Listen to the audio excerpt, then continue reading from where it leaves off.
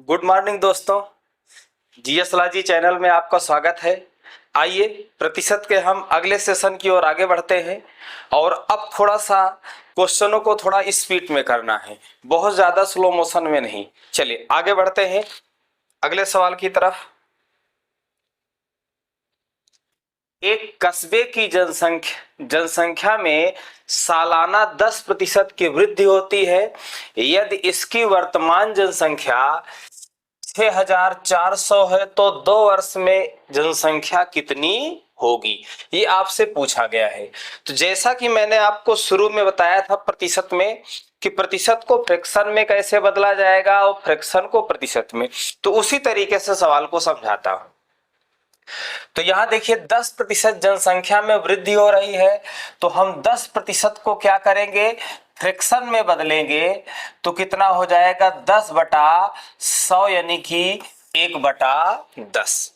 तो यहां पर देखिए अगर जनसंख्या में वृद्धि हो रही है तो 10 में 1 का वृद्धि हो जाएगा, 11/10 हो जाएगा। और जनसंख्या में अगर कमी हो रही है तो 10 में कम हो जाएगा, यानी 9/10 हो जाएगा। यदि इसकी वर्तमान जनसंख्या 6400 है तो 2 वर्षों में जनसंख्या होगी। तो जनसंख्या 2 वर्ष बाद पूछा है तो हम इसका क्या कर देंगे, वर्ग कर देंगे। पावर कितनी रखेंगे, 2 रखेंगे। इसका वर्ग करेंगे तो 121 आएगा और इसका वर्ग करेंगे तो कितना आ जाएगा, 100 आ जाएगा। अब कह रहा है कि वर्तमान जनसंख्या, तो हमेशा ध्यान रखना ये आपकी वर्तमान जनसंख्या होगी, यानी कि पहले वाली। ये जो जनसंख्या होगी आपकी पहले वाली जनसंख्या होगी, वर्तमान जनसंख्या, जिसको हम लोग चक्रवृद्धि ब्याज में क्या कहते हैं, पी के नाम से जानते हैं, नहीं मूलधन। और ये क्या आपका होता है, मिश्र धन, यानी कि 2 साल बाद की जनसंख्या या 3 साल बाद की जनसंख्या। तो कहने का मतलब ये आपका क्या होगा, पहले वाला, और ये क्या होगा, बाद का। कुछ भी दिया जाए आप उसी हिसाब से करेंगे।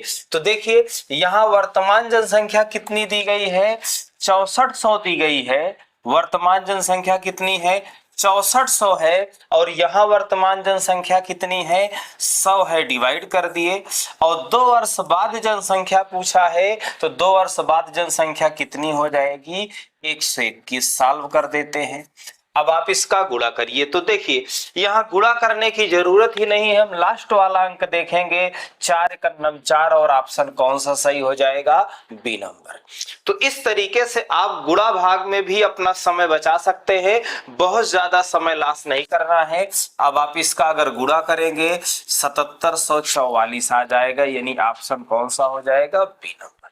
चलिए अगले सवाल की तरफ आते हैं। एक शहर की जनसंख्या में वार्षिक रूप से 10% की वृद्धि होती है। यदि इसकी वर्तमान जनसंख्या 21,000 है तो 3 वर्ष बाद जनसंख्या होगी। तो फिर से उसी तरीके से करते हैं। अभी अभी आपको बताया गया कि 10% की फ्रैक्शन वैल्यू कितना होगी, 1/10 होगी। 10% की फ्रैक्शन वैल्यू 1/10 होगी। चलिए इसको मैं सीधा एक पार्ट में सॉल्व करा देता हूं। इधर देखिए 10% की फ्रैक्शन वैल्यू कितना होगी, 1/10 होगी। और यहां देखिए जनसंख्या में वृद्धि हो रहा है तो 10 में 1 का वृद्धि होगा, 11/10 हो जाएगी। लेकिन ये दिया गया है कितने साल का, 3 साल बाद जनसंख्या पूछा है। कह रहा 3 वर्षों में कितनी हो जाएगी, तो हम क्यूब कर देंगे। और इसका क्यूब कितना होता है, 1331, और इसका क्यूब कितना हो जाएगा, 1000। अब देखिए वर्तमान जनसंख्या दी गई है, इसका मतलब वर्तमान जनसंख्या ये आपकी होगी, यानी वर्तमान जनसंख्या यहाँ कितनी है, 1000 है।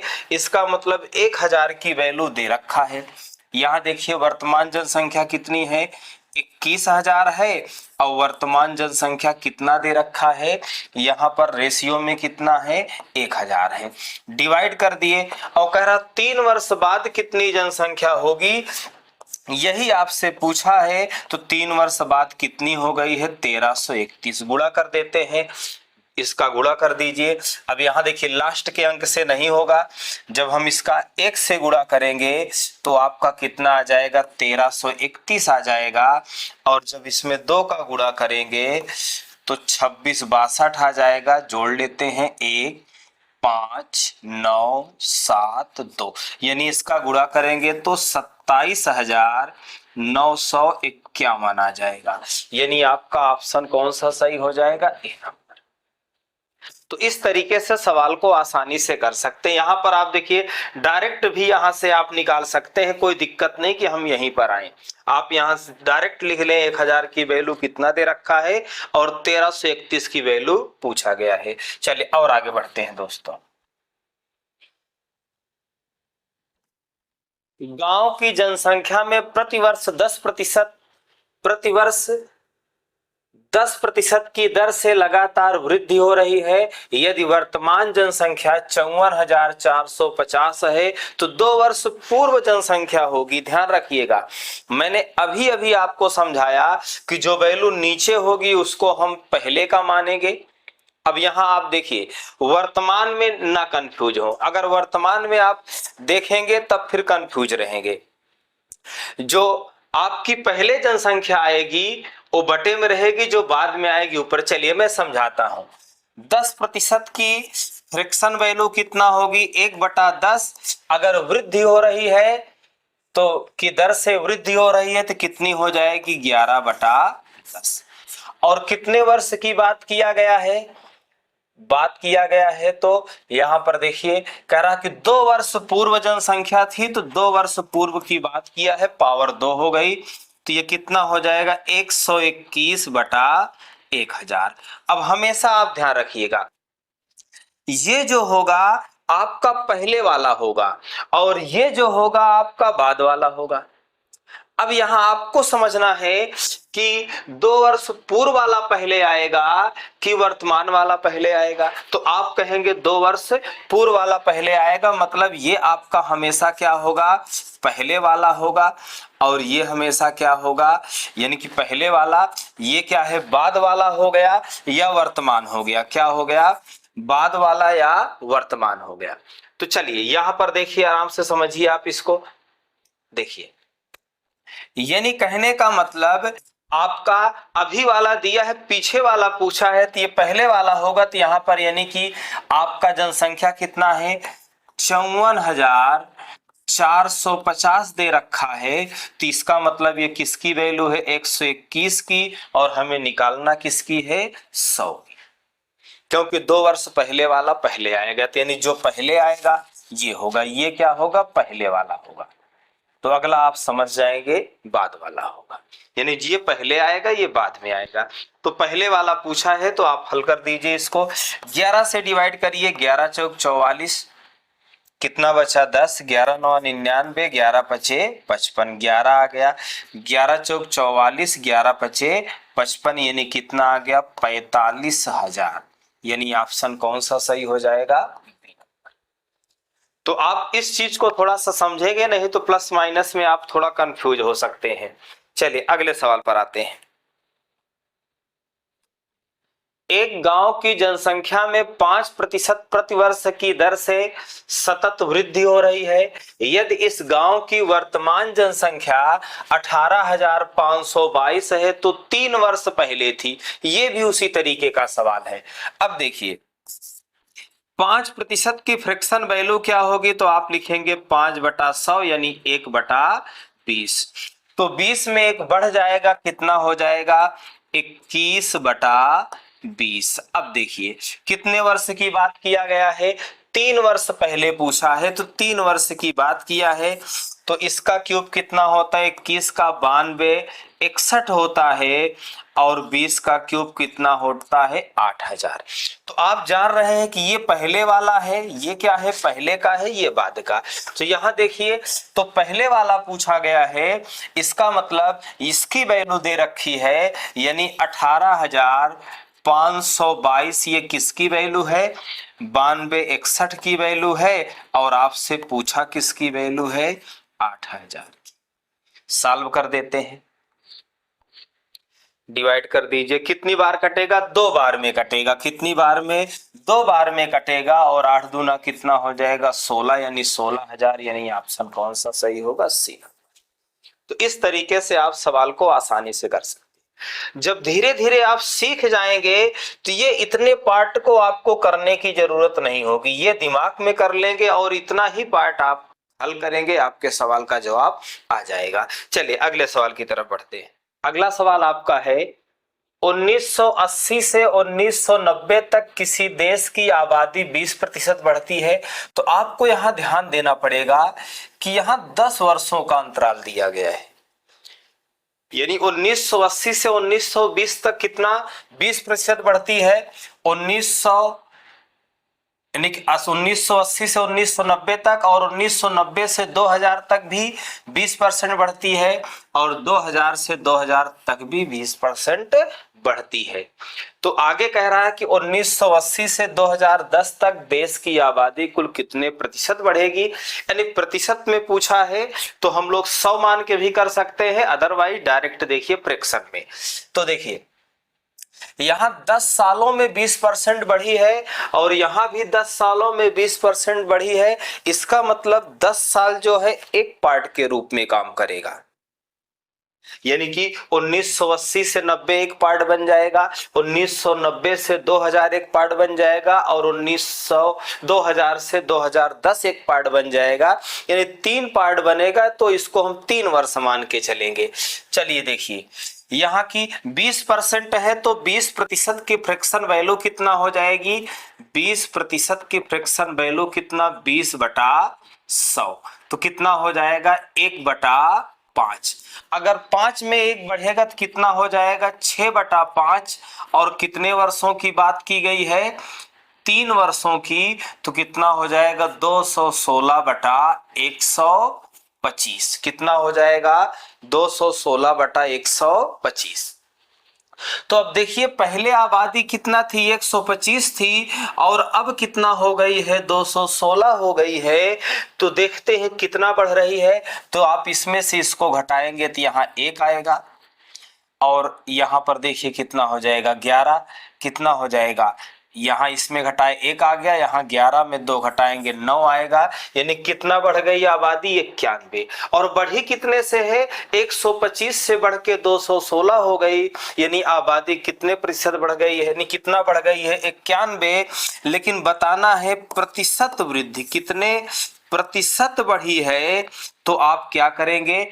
125 से भाग देंगे और 100 से गुणा करेंगे, क्योंकि 125 में ही बढ़ी है। ठीक, तो 25 चौका 100, 25 पंचे 125। अब देखिए यहां आपको 5 से भाग देने के बजाय यहां ट्रिक का यूज करना है। हम किसी संख्या को 5 से भाग देने के बजाय 2 से गुणा कर दें और एक अंक पे दशमलव रख दें। जब यहां 2 से गुणा करेंगे तो ये 8 बन जाएगा। तो ये हो जाएगा 8 × 8 और 8 × 9 72, और एक अंक पे दशमलव रख देंगे, यानी जनसंख्या में कितने प्रतिशत की वृद्धि हो गई है? 72.8%, यानी ऑप्शन आपका सी सही हो जाएगा।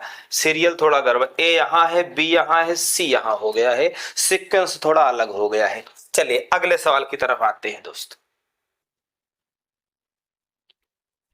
एक गांव की आबादी 20% प्रतिवर्ष की दर से घट रही है, तो 2 वर्ष पूर्व आबादी, यहां देखिए 2 वर्ष पूर्व आबादी कितना है? 10,000 है। तो वर्तमान आबादी कितना होगी? तो यहां देखिए 20% को आप जब फ्रैक्शन में तोड़ेंगे तो कितना हो जाएगा? 1/5। 20/100 यानी 1/5। तो 5 में 1 बढ़ेगा, यहां घट रही है, तो 5 में 1 कम होगा तो कितना हो जाएगा? 4/5। और कितने वर्ष की बात की गई है? 2 वर्ष की बात की गई है। तो कितना हो जाएगा? 16/25, यानी कि आपका ये कितना हो जाएगा? 16/25। ठीक से गलत हो गया, 16/25 हो गया। तो आबादी पहले कितना थी? 25 थी, अब कितना हो गई है? 16 हो गई है। तो यहां देखिए पहले आबादी कितना थी? आपकी 10,000 थी, और तो 10,000 किसकी वैल्यू है? 25 की वैल्यू है, भाग दे दिए और कह रहा कि अब आबादी कितना हो गई यानी वर्तमान में, तो हम 16 से गुणा कर देंगे। 25 चौका 100 और 16 चौको 6400 हो गई, यानी ऑप्शन आपका बी सही हो जाएगा। तो यहां देखिए, अगर जनसंख्या में कमी हो रही है तो हम कम कर देंगे, वृद्धि हो रही तो बढ़ा देंगे। ये पहले वाली जनसंख्या होगी या आबादी, और ये बाद वाली, हमेशा इस बात को ध्यान रखेंगे। चलिए आगे बढ़ते हैं। और एक मशीन का क्रय मूल्य 2 लाख रुपए है, यदि इसका 10% दर से अवमूल्यन हो, मतलब कम हो, तो पहले आप देखिए 10% की फ्रिक्शन वैल्यू क्या होती है, 10/100 यानी कि 1/10। अब आप ये डायरेक्ट किया करें, 1/10 होती है, जरूरी नहीं कि देखिए अब इतना आपको लिखना जरूरी नहीं है। 10% की फ्रिक्शन वैल्यू क्या होती, 1/10।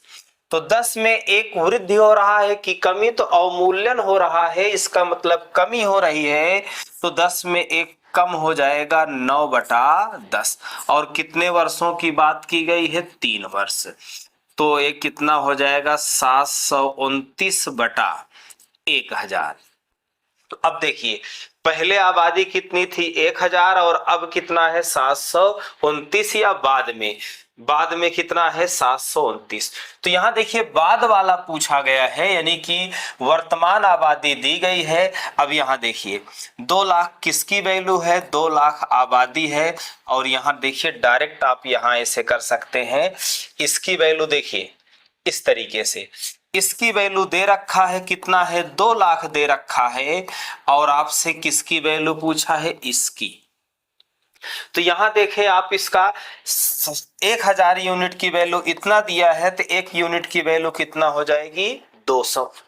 तो यहां हमें क्या करना, 2 का गुणा करना और 2 जीरो बढ़ाना है। पहले 2 जीरो बढ़ा दे, फिर 2 का गुणा कर दे, 2 9 18, 2 दूना 4 1 5 और 2 7 14, यानी कि आबादी कितना हो गई, 1,45,800, यानी 1,45,800, यानी ऑप्शन कौन सा सही होगा, सी। यानी कि ये पहले की आबादी होगी, ये बाद की, हमेशा आपको ध्यान रखना है। चलिए और आगे बढ़ते हैं। एक नए स्कूटर का मूल्य 25,000 रुपए है, प्रत्येक वर्ष के अंत में इसका मूल्य उस वर्ष के प्रारंभ के मूल्य का 80% रह जाता है, यानी 80% रह जाता है, इसका मतलब 20% क्या हो रहा है, कम हो रहा है।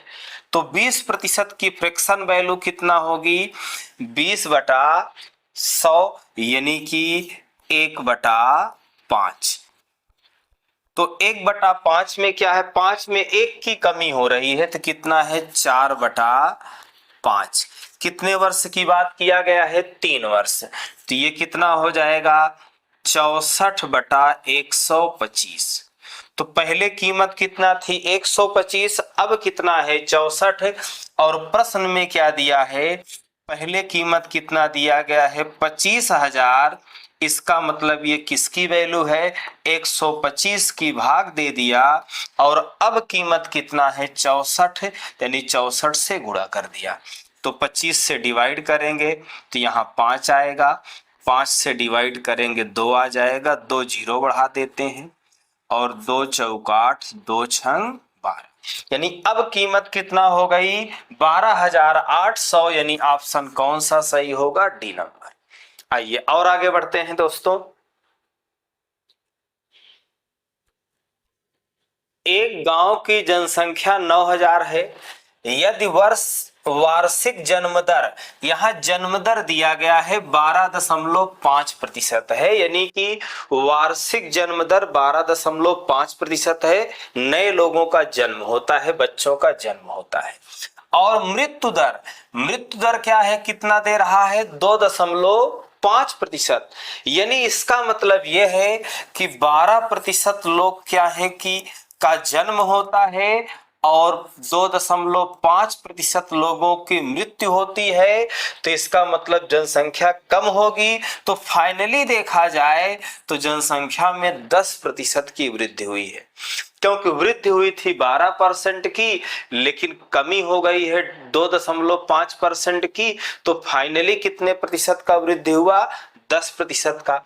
और 10% का फ्रैक्शन वैल्यू कितना होता है? 1/10, और 10 में 1 बढ़ जाएगा तो 11/10 हो जाएगा।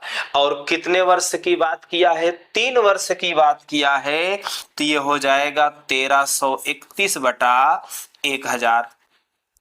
अब देखिए, आपका दिया है एक गांव की जनसंख्या दिया गया है और 3 वर्ष बाद पूछा है, यानी कि ये वर्तमान जनसंख्या दिया गया है कितना? 9000, और 3 वर्ष बाद पूछा गया है। तो देखिए, हम इसको डिवाइड ना किया करें, डायरेक्ट देखें कि इसका ये 9 गुना है, तो ऊपर वाले का भी 9 गुना कर दो। 9 एकन्नम 9, 9 त्रिक 27, 9 त्रिक 27, 2 29, और 9 एकन्नम 9, 2 11, यानी जनसंख्या अब कितनी हो जाएगी? 11,979। यानी ऑप्शन कौन सा सही होगा? B number. तो देखिए, अगर आपका गुना सेट हो जाता है तो सवाल को कोशिश करें डायरेक्ट कर लें, और अगर गुना नहीं सेट होता तो आप काट भी सकते हैं। चलिए और आगे बढ़ते हैं। 2 वर्ष पहले एक गांव की जनसंख्या 1000 थी। पहले वर्ष में 10% वृद्धि हुई और दूसरे वर्ष में 10% की कमी हुई, तो जनसंख्या कितनी हो गई? आप देखिए, डायरेक्ट सवाल को करिए। जनसंख्या कितना है? 10%, यानी कि 1000 है। कितना है? 1000 है। पहले वर्ष क्या हुआ? 10% बढ़ी, यानी 110/100, और दूसरे साल 10% घटी, यानी 90/100। इसी को सॉल्व कर देते हैं, सवाल का जवाब आ जाएगा। 1 2 3 4, ये 4 जीरो कट गया, यहां से एक जीरो आ गया, और 11 9 99, यानी कि अब जनसंख्या कितनी हो गई? 990। यानी ऑप्शन कौन सा सही होगा? डी। तो आप इस तरीके से सवाल को आसानी से कर सकते हैं। देखिए, एक साल बढ़ाया था, एक साल घटाया था। चलिए अगले सवाल पर आते हैं। 3 वर्ष पूर्व एक कस्बे की जनसंख्या, यहां देखिए 3 साल पहले कस्बे की जनसंख्या दी गई है और कह रहा है कि 1,60,000 थी। यदि यह प्रतिवर्ष क्रमशः 3%, 2.5% और 5% की दर से बढ़ती है तो वर्तमान जनसंख्या होगी। यानी पहले की जनसंख्या दे रहा है और अब बढ़ा बढ़ा करके वर्तमान का पूछा है, यानी पीछे वाला मालूम है, आगे का पूछा है। तो हम यहाँ पर पीछे से आगे ही बढ़ते हैं जनसंख्या में वृद्धि करके। तो डायरेक्ट देखिए सवाल को करते हैं। जनसंख्या कुल कितना थी? 1,60,000 थी। पहले वर्ष कितना बढ़ी है? 3%, तो 103/100। दूसरे वर्ष कितना बढ़ी है? 2.5%, तो 102.5/100। और तीसरे वर्ष बढ़ी है 5%, तो 105/100। सॉल्व कर देते हैं। यहाँ पर एक जीरो बढ़ाएंगे, दशमलव हट जाएगा यहाँ का, और दशमलव हट जाएगा। ठीक, 25 से काटते हैं तो 25 चौका 100, 25 से कन्नम 25, और 25 से काटेंगे तो 25 चौका 100, यानी 40 आ जाएगा।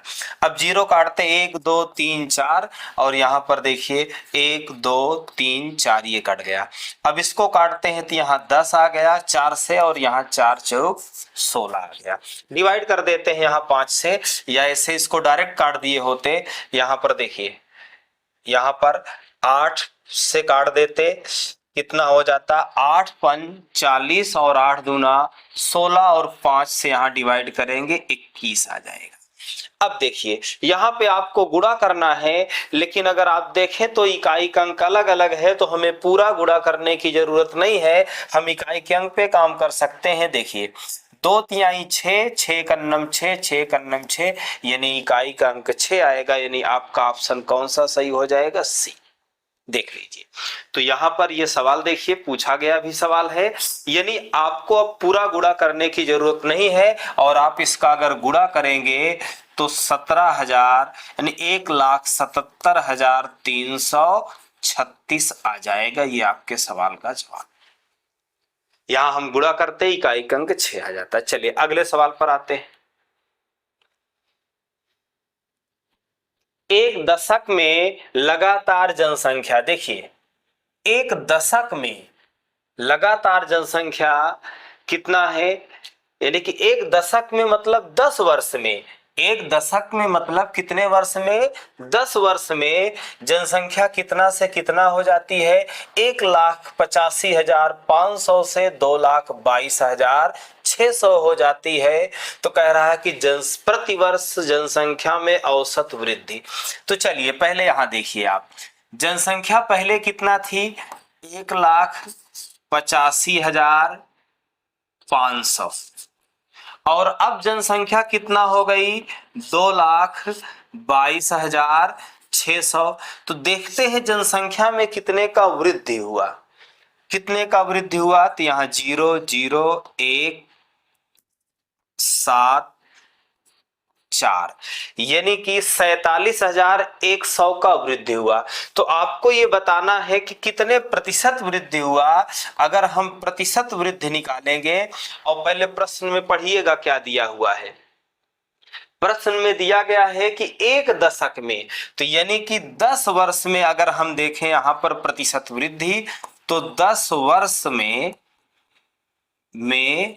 प्रतिशत वृद्धि अगर देखें तो कितने की हुई है, वृद्धि कितने की हुई है, 47,100।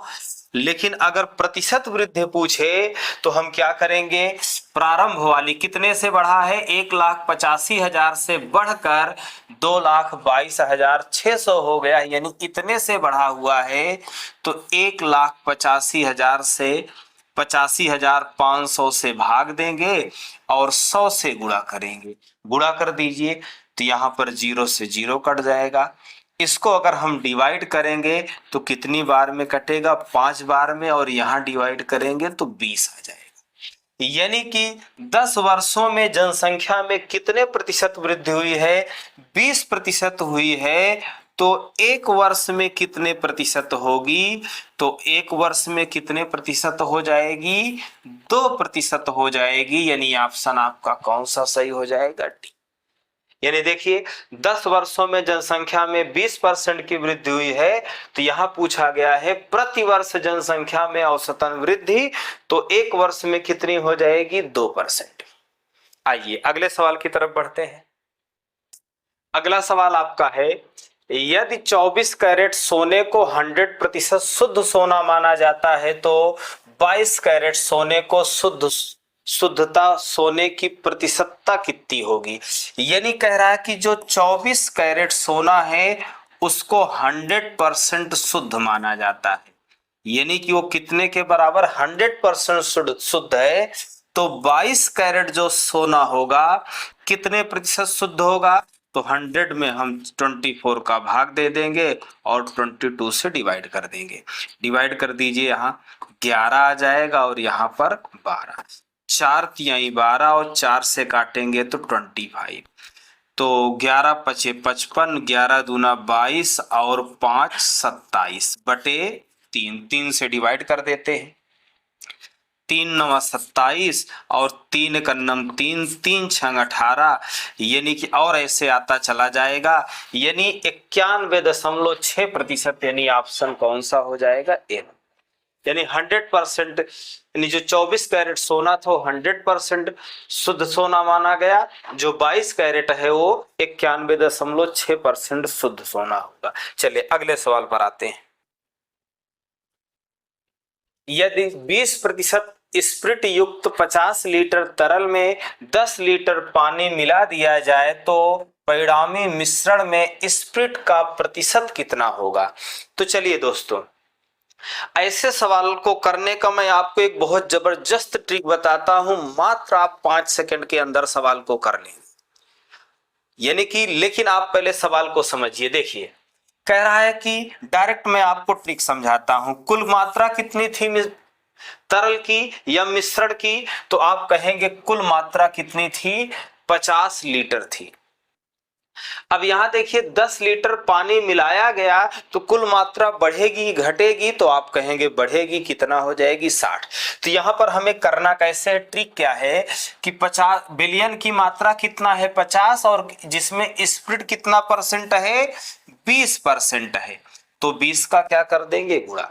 यानी 50 लीटर तरल में 20% स्प्रिट है तो 20 का गुणा कर दिए, और कुल मात्रा, अब देखिए स्प्रिट क्या है, पहले जितना थी अब भी उतना रहेगी, क्योंकि मिलाया क्या गया है, पानी, लेकिन कुल मात्रा पहले 50 थी और 10 लीटर पानी मिला दिया गया, तो कुल मात्रा अब कितना हो गई, 60 हो गई। हल कर देते हैं, यहाँ 1 बटा कितना आ जाएगा, 3, और इसको काटेंगे तो 16 दशमलव यानी 3 यानी 16.66 आ जाएगा, यानी कि 16.66%, यानी ऑप्शन कौन सा हो जाएगा, सी। तो मिश्रण के जो प्रतिशत के सवाल हैं, मैंने हर एक सवाल को ले रखा है और बहुत शॉर्टकट तरीके से आप सॉल्व करेंगे, देखिए ये आपका बहुत ज्यादा समय नहीं लेगा। आइए दूसरे सवाल में बिल्कुल यही ट्रिक समझाता हूं और डायरेक्ट आपको समझाऊंगा। देखिए 40% एल्कोहल के 5 लीटर विलयन में 1 लीटर पानी डालने पर नए विलयन में एल्कोहल का प्रतिशत कितना होगा। तो अब देखिए यहाँ पर विलयन कितना है, 5 लीटर है, जिसमें एल्कोहल कितना है, 40% है, तो 5 गुणे 40 कर दिए, और कुल मात्रा कितना है, 5 लीटर, और 1 लीटर पानी मिला दिया गया, तो अब कुल मात्रा कितनी हो गई, 6। तो 6 से डिवाइड कर देंगे तो नया प्रतिशत एल्कोहल का आ जाएगा। हल कर देते हैं, यहाँ 20 आएगा और यहाँ पर 3, यानी 100/3 हो जाएगा। डिवाइड करेंगे तो 33.33% आ जाएगा, यानी ऑप्शन कौन सा सही होगा, बी नंबर। यहाँ पर 33.3 ही दिया गया है, कितना आ जाएगा, 33.33%। आइए अगले सवाल पर आते हैं। बिल्कुल यही ट्रिक लगानी है आपको। अगर कुल विलयन कितना है, 5 लीटर, तो 5 लीटर में अगर 1 लीटर पानी मिला रहा है तो आप 5 से 6 कर दीजिए। अगर वाष्पीकृत करके 1 लीटर कम कर रहा है तो 5 में 1 कम करके 4 कर दीजिए। अगले सवाल को देखते हैं।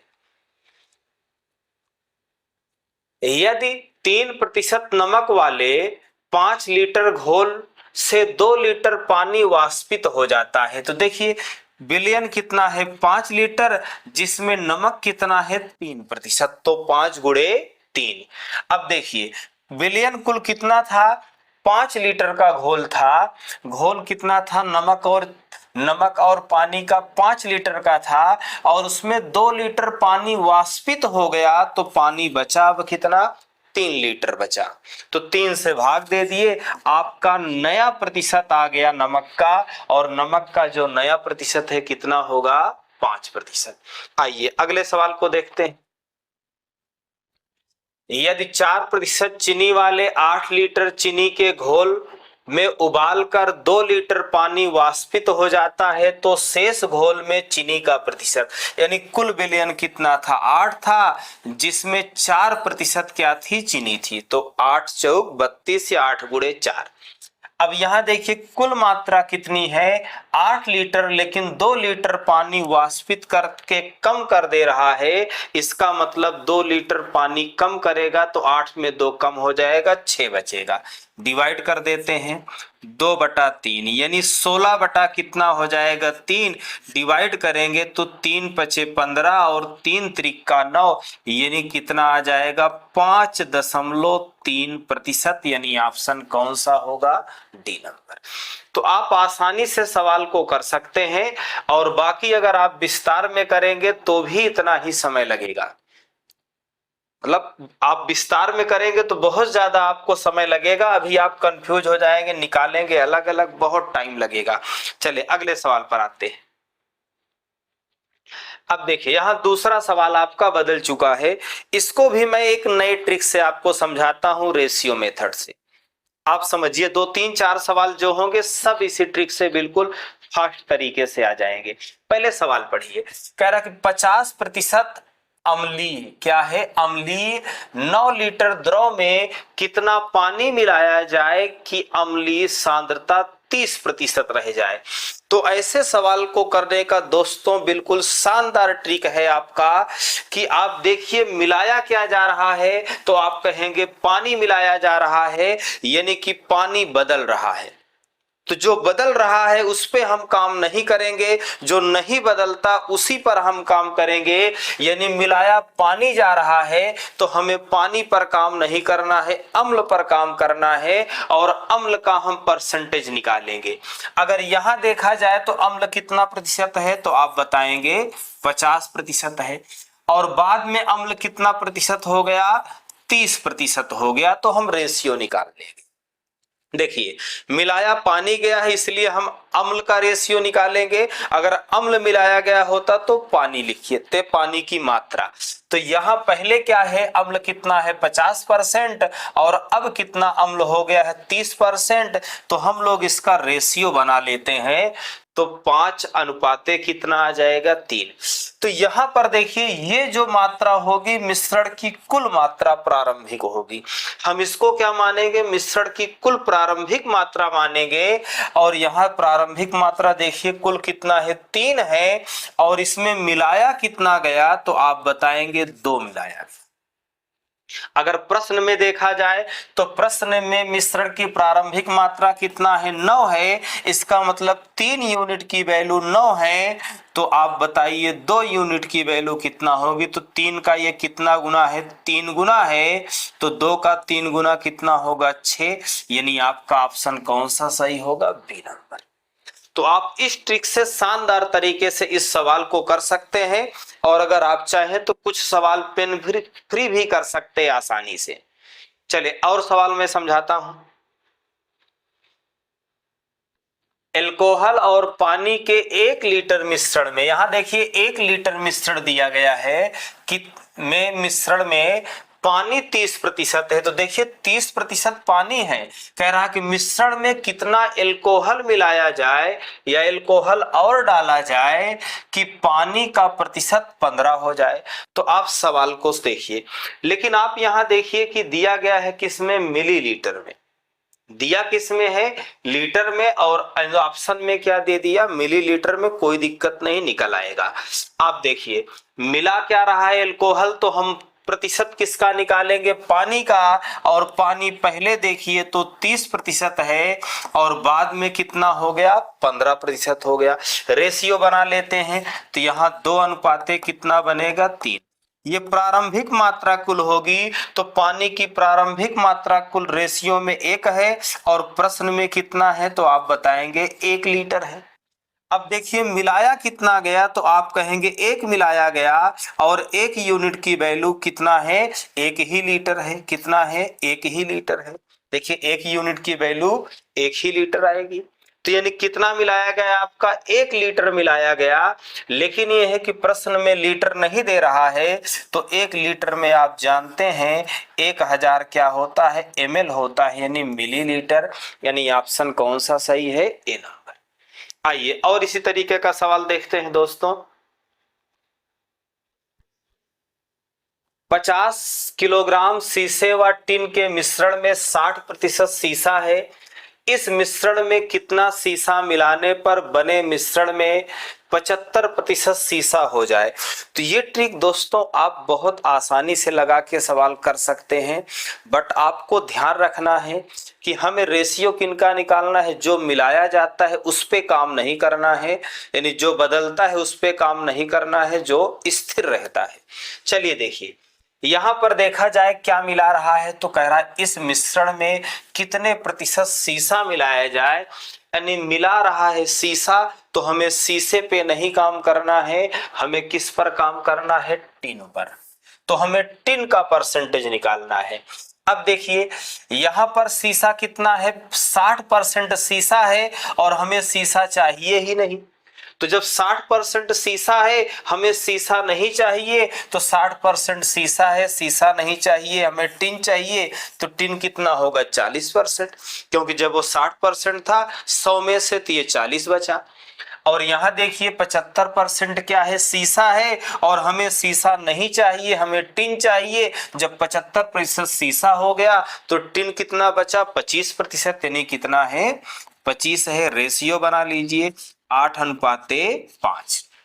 अब देखिए कुल मात्रा यहाँ ये है, कितना है 50 है। यहाँ कुल मात्रा रेशियो में कितना दे रखी है 5, और वहां कितना दे रखी है 50। यहाँ देखिए कितना मिलाया, तो आप कहेंगे 3 मिलाया। अब देखिए 5 यूनिट की वैल्यू कितना है 50 है, तो यानी इसका कितना गुना है 10 गुना, तो 3 यूनिट की वैल्यू कितना होगी 30 होगी। यानी ऑप्शन कौन सा सही होगा, सी नंबर। यानी 5 यूनिट की वैल्यू 50 है, 10 गुना है, तो 3 यूनिट की वैल्यू कितना हो जाएगी 30 हो जाएगी। चलिए अगले सवाल पर आते हैं। 300 ग्राम चीनी के घोल में 40% चीनी है, इसमें कितनी चीनी और मिलाई जानी चाहिए जिससे वह इस घोल का 50% हो जाए। तो देखिए इस घोल का 50% हो जाए, मतलब चीनी का परसेंटेज पहले कितना है 40, बाद में कितना हो जाए 50। तो देखिए मिला क्या रहा है, तो इसमें कितनी चीनी मिलाई जाए, यानी कि मिला हमें क्या रहा है, चीनी मिला रहा है। तो अगर चीनी मिला रहा है तो हम चीनी का परसेंटेज नहीं निकालेंगे, हम किसका निकालेंगे, पानी का। अब देखिए यहाँ पर जब 40% चीनी है और चीनी हमें चाहिए नहीं, हमें क्या चाहिए, पानी, क्योंकि पानी नहीं बदल रहा है, तो 60% पानी हो जाएगा। बाद में देखें तो यहाँ चीनी कितना परसेंट हो गई 50, और हमें चीनी नहीं चाहिए, पानी चाहिए, तो 100 से घटा दिए 50% बची, यानी कि चीनी 50% थी, 50% पानी भी था। रेशियो बना लेते हैं। अब देखिए कुल मात्रा पहले यहाँ 5 यूनिट की वैल्यू कितना दे रखा है 300, तो आपसे कितना बढ़ा रहा है, 1 यूनिट की वैल्यू पूछा है, तो आप 5 से भाग देंगे, 5 × 9 5, 5 × 30, यानी 5 यूनिट की वैल्यू 300 है, तो 1 यूनिट की वैल्यू कितना हो जाएगी 60 हो जाएगी। यानी ऑप्शन कौन सा सही होगा, सी नंबर। तो देखिए दोस्तों आप इस ट्रिक से सवाल को बहुत आसानी से कर ले रहे हैं। ठीक, चलिए एक सवाल और देखते हैं इसी पर।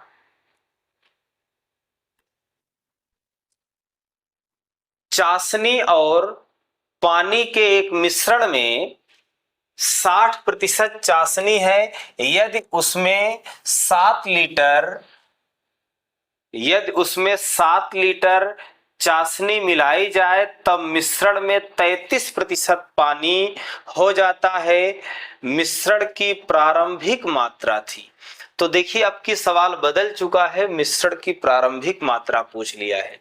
अभी अभी मैं आपको बताया कि मिला क्या रहा है, 7 लीटर चाशनी मिलाता है, तो हमें चाशनी नहीं चाहिए, हमें क्या चाहिए, पानी, क्योंकि जो मिलाया जाता है उस पे काम नहीं करना है, हमें पानी निकालना। यहाँ 60% चाशनी है, तो पानी कितना होगा 40%। यहाँ 33% क्या है, पानी है। देखिए तो यहाँ डायरेक्ट पानी ही दे दिया, कितना 33%, और हमें पानी ही चाहिए। काफी अच्छा सवाल है। देखिए दोस्तों यहाँ पर देखिए कितना घुमा दिया, यहाँ 60% चाशनी थी, चाशनी नहीं चाहिए, 40% पानी ले लिया, लेकिन यहाँ कह रहा है कि 33% पानी हो जाता है और पानी ही हमें चाहिए, तो डायरेक्ट लिख लिया। अब देखिए यहाँ पर कह रहा है कि ये प्रारंभिक मात्रा होती है कुल मात्रा, और ये कितना मिलाया गया। तो आप देखें तो पहले मात्रा कितना थी 33 थी, अब कितना हो गई 40 हो गई, तो कितना लीटर मिलाया गया 7 लीटर मिलाया गया, और प्रश्न में कितना मिलाया गया 7। इसका मतलब 7 अनुपात में मिलाया गया, जबकि लीटर में कितना 7 है, इसका मतलब 7 यूनिट की वैल्यू 7 लीटर है, तो 33 यूनिट की वैल्यू कितना होगी 33 लीटर होगी। तो इस तरीके से आपका सवाल का जवाब आसानी से आ जाएगा, डी नंबर।